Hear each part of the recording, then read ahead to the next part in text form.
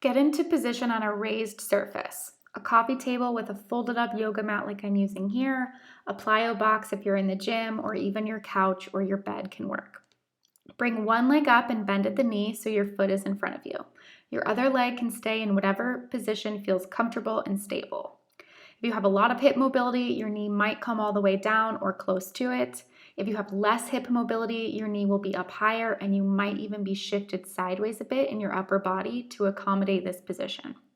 Wherever you are right now, just try to sit up straight and play around with your foot in knee position until you can achieve this. If your hip mobility does not yet allow for you to sit up straight in this position, add an extra boost under your butt so your hips are higher than your foot and ankle. A yoga block, folded towel, or a pillow all work well for this. If you need something to hold on to help you stay upright and stable, go ahead and use it. Next, place one or both of your hands on top of your knee. Create an opposing tension by pushing down with your hands and up with your knee at the same time. The goal is to push equally with your knees and your hands so that your knee doesn't actually move, but your hips and your glutes are working really hard to resist the pressure from your hands.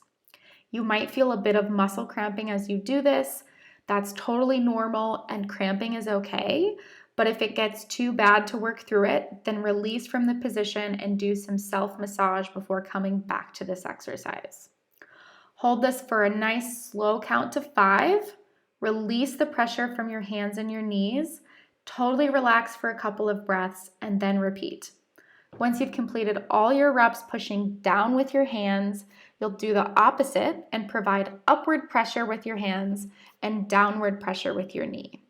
The pressure will again be equal, so your knee doesn't really move, but your muscles will be working very hard.